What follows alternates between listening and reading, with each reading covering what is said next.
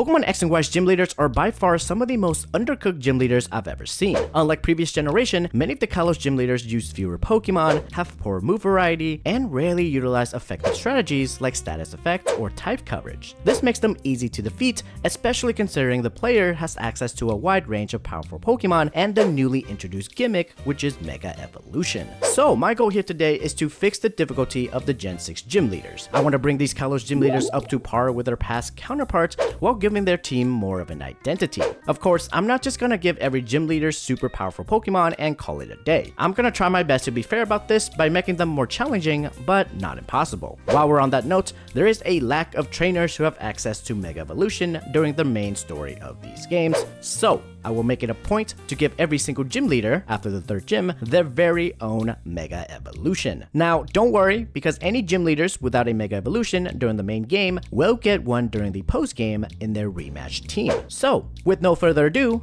let's jump straight into it. Let's start with Viola. She has 2 Pokemon, that being Surskit and Vivillon. Now, I actually like both of these Pokemon on her team. I think they're pretty fair when you consider the 3 Kalos starter. Her Surskit, being a bug and water type, makes it so that you can't just face roll her with a Fennekin. If you use a Froakie, it's gonna take a couple turns to knock it out, and then same goes with Chespin. As for Vivillon, being a bug and flying type, it's a natural counter to Chespin, while Fennekin is the best choice, and again, Froakie being quite neutral. To be honest, I don't think I would drastically change Viola's team too much. For her Vivillon, I would just swap out Tackle for Gus to give her a bit more firepower. Gus would benefit from the same type attack bonus, so it can pose a bit more of a threat when it's up against Fennekin or Froakie. Otherwise, her team is pretty well rounded for being the first gym leader. When it comes to her rematch team, Vivillon is staying on the team. Surskit as well, but as the Masquerade. Now, I always imagine Viola to have a team full of bug type Pokemon with wings, and 2 Pokemon I feel would fit in nicely would be Volcarona and Yanmega. As for her ace and final Pokemon, well, it has to be Mega Scizor. All 3 of these Pokemon has wings, so that checks out the box. Plus, Viola needs stronger Pokemon in general, and these 3 will indeed increase her firepower. With that said though, when it comes to gym leader rematches, I would prefer it if they all have 5 Pokemon. I feel like a party of 6 should be reserved for higher tier trainers like the Elite 4, the Champion, or some sort of super boss. I hope you understand. Regardless though, let's move on. Next up is Grant. Now, I always have an issue with Grant, and that's mainly because it takes so long to get to him, only for a boss trainer like him to only have 2 Pokemon, that being Tyrant and Amora. Now, more Pokemon doesn't necessarily make the trainer harder, but consider all of the Pokemon you could get leading up to the 2nd gym. You know, from a free Kanto starter, to catching a Snorlax, to having the options between Tyrant or Amora based on which fossil you pick, not to mention just a whole plethora of Pokemon you could get along the way. By this time, you could have enough Pokemon to make 2 to 3 full teams, so with Grant only having 2 Pokemon, it just feels very lackluster. So what I would do is add a 3rd member to his team, and that would be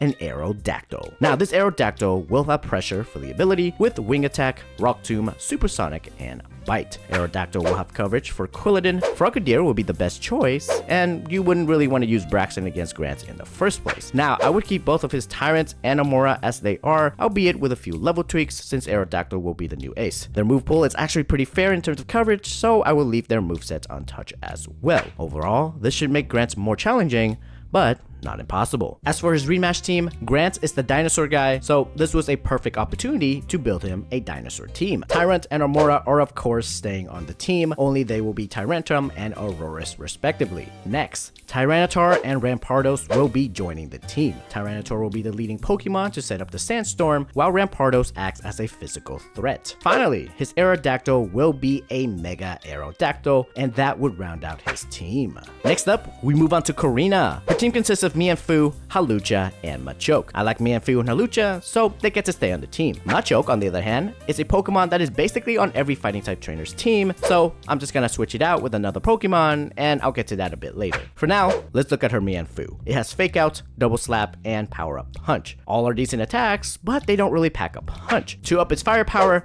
I would give Mienfoo Force Palm, a 60 power attack with a 30% chance to paralyze the target. This should make Mienfoo a bit more of a nuisance. As for Hawlucha, the moveset is great as it is, however, I would add in Rock Tomb as a 4th attack to cover for the flying types. When it comes to her Machoke, based on its movesets, it seems like it's there to handle the flying types, but other than that, it's not really that spectacular. So, in an effort to make Korrina a more unique gym leader, I would replace her Machoke with a Pangoro. Pangoro is a fighting and dark type Pokemon, and it will have Iron Fist for the ability, with Power Up Punch and Comic Punch to synergize with Iron Fist, and then Rock Tomb and Vital Throw to round it all out. Pangoro would naturally cover for any psychic types, and Rock Tomb would cover for the flying types. Overall, this should make Korrina's team a bit more aggressive. As for her rematch team, Mi and Fu will become Mi and Xiao, with Pangoro and Hawlucha staying on the team. Machoke will make its way back, but this time it's going to be a Machamp. Now, this is going to be a pretty obvious one, but to round out her team, her Mega is of course going to be a Mega Lucario. Let's move on to Ramos, probably one of the most forgettable gym leaders in the history of the Pokemon games series. By the way, I made a video about that, so please check it out if you can. Links are in the description. Now, Ramos has a Jumpluff, Weeping Bell, and Go-Goat. Since Jumpluff hasn't been seen since like Generation 2, I will keep it on the team purely for that reason. However, it will be getting some changes to its moveset. First, I would replace Bullet Seed for Grass Knot, as Grass Knot is just a better attack. Second, I would add in Sunny Day to give Jumpluff a bit of a boost. You see, Jumpluff has the Chlorophyll ability, which doubles its speed in the sun. The sun also benefits a particular attack, which one of Ramos's new team member will make use of. I'm sure you know where I'm going with this. Moving on, let's take a look at his Go-Goat. One major problem that this Pokemon has is that it has Grass Knot as the stab attack, which is a special attack that does not make use of Go-Goat's 100 base attack stat. So,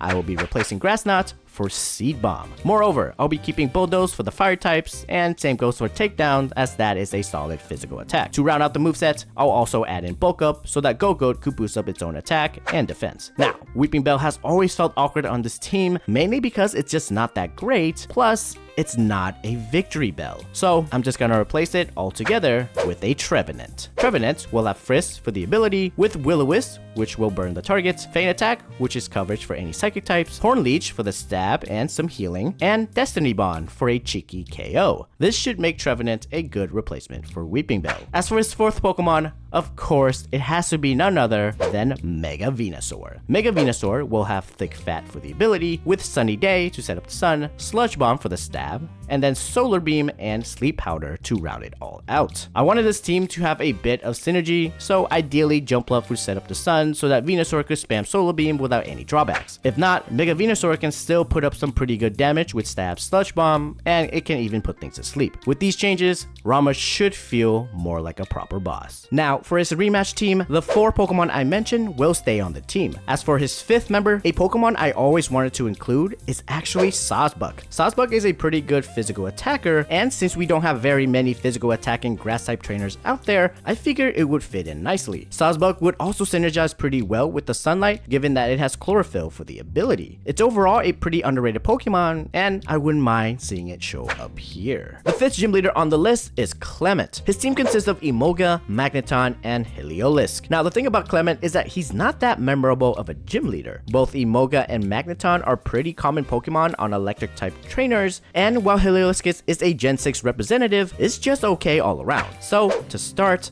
I want to replace both Emolga and Magneton for a Rotom and a Manectric. Let's start with Rotom. It will be the regular form, with it having Levitate for the ability, with Thunder Wave, Confuse Ray, Volt Switch, and Shadow Ball. Rotom would kind of fill in the same role as Emolga, albeit a bit more of a nuisance with that Para Fusion combo. It can also dish out some pretty good damage with Stab, Volt Switch, and Shadow Ball. Next up is Manectric. It will have Static for the ability, with Thunderbolt, Ice Fang, Bite, and Electric Terrain. I want Manectric to set up Electric Terrain for boosted Thunderbolts, not only for itself, but for his entire team, while Ice Fang and Bite are of course there for coverage. When it comes to Heliolisk, I feel like the moveset is pretty good. Thunderbolt is reliable, Grass Knot is there to deal with the ground types, and Quick Attack could be used to finish off a target. Since it's pretty fast, I would also give it Thunder Wave to paralyze the target. Now, Clemont's Mega Evolution has to be Mega Ampharos. Mega Ampharos would have Mold Breaker for the ability, with Thunderbolt for the reliable stab, Power Gem for the ice coverage, Dragon Pulse for the dragon coverage, and Charge to boost up its next electric attack as well as raising its special defense. Hopefully, this team should make Clemont more memorable. For Clemont's rematch team, we could have a bit of fun here with the Rotom. Since it has 6 forms, it could be interesting if you could battle a different form based on which day of the week you challenge Clemont. So, one form for every day of the week, and then on the 7th day, it would just be randomly chosen. As for the 5th Pokemon to join the team, I think an Electivire would fit pretty well. It would give Clemont's team a dedicated physical attacker in an otherwise heavily special attacking team.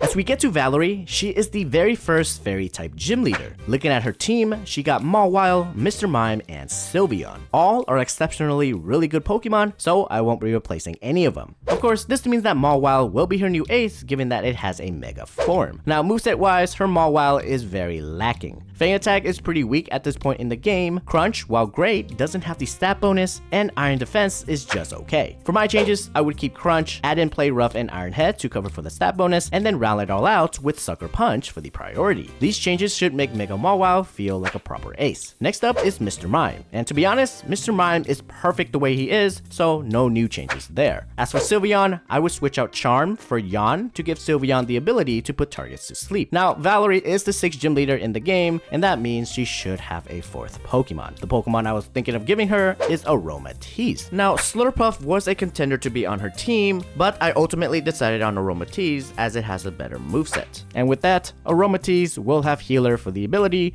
with Misty Terrain, Calm Mind, Moonblast, and Psychic. Now, when it comes to her rematch team, there were a lot of good Pokemon that could fit into that 5th slot. There was a part of me that wanted Slurpuff to take up that spot, mainly because it's another Gen 6 representative, but it wouldn't bring anything to the team that Mr. Mime or Aromatisse haven't already. In the end, I gravitated towards Granbull as her 5th Pokemon. Granbull hasn't been seen since like Generation 2, plus it recently got its type changed to Fairy, making it an ideal Pokemon to show off. Therefore, I thought it'd be a perfect fit for Valerie. The 7th gym leader is Olympia. Now, she uses Psychic type Pokemon. Her team consists of a Sigilith, a Slowking, and a Meowstic. In my opinion, this team is oddly put together and doesn't really showcase how powerful the Psychic type can be. For my take on her team, I would get rid of both Sigilith and Slowking while adding in 3 new members. First, Meowstic. It will stay on the team, but will no longer be an ace. It would have Psychic, Signal Beam, Light Screen, and Reflect for the moveset. Second, Gothitelle will be joining the team. Personally, I feel like Gothitelle fits Olympia's overall theme much better than Sigilith or Slowking combined. Gothitelle will have competitive for the ability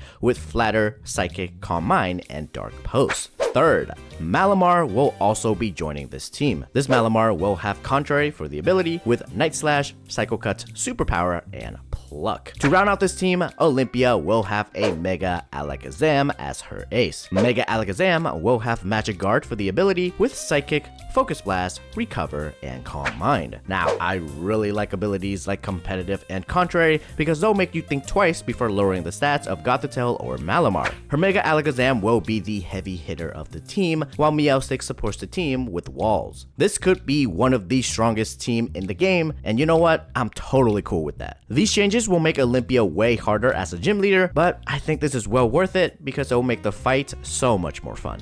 As for her rematch, I think we could crank her difficulties up a bit more. I would give back her Sigilith, but this time around, it will have Tailwind in its moveset so that it could speed up the team. Imagine a Mega Alakazam in Tailwind. For a few turns, it will be the hardest hitter on the field as well as being the fastest. Malamar would still hit you pretty hard, and Gothitelle and Meowstic would be more annoying with those speed up. Overall, my goal is to make her the strongest gym leader in the region. Last but not least is Wulfric, and to be honest, his team is quite terrible. For starters, his Pokemon could easily set up Hail, yet none of them have Blizzard in their moveset. Furthermore, his Abomasnow have the worst moveset I have ever seen and needs all the help it can get. Cryogno is just kinda there, staring at you menacingly, and Avalugg is actually pretty good, moveset wise, but it's slower than a fledgling. Now, a Pokemon with a fire type attack could easily decimate Wulfric's entire team, not to mention every type that Ice is weak against. A lot of work needs to be done here, so let's start with Abomasnow. Now, it only makes sense that Abomasnow gets the Mega Evolution form, and since it can set up Hail with the Snow Warning ability, it'll still be a lead. Additionally, I'm also turning this Pokemon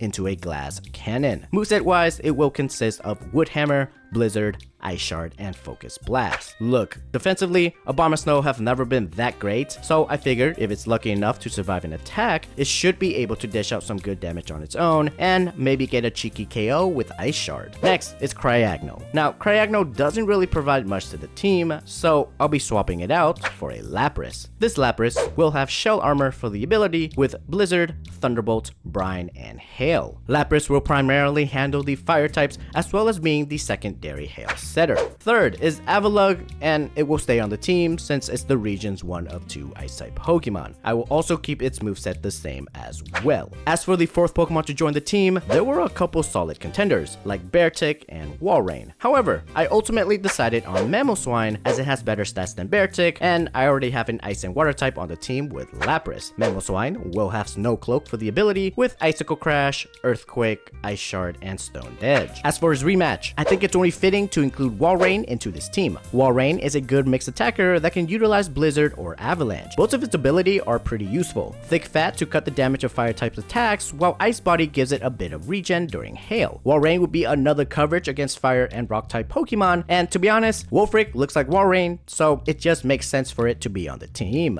Alright, and that's how I would fix the Kalos gym leaders. Let me know in the comments if you agree or disagree with my choices. If you made it this far, thank you so much for watching. Don't forget to like the video because it does really help out the channel. Other than that, I'll see you guys in the next one.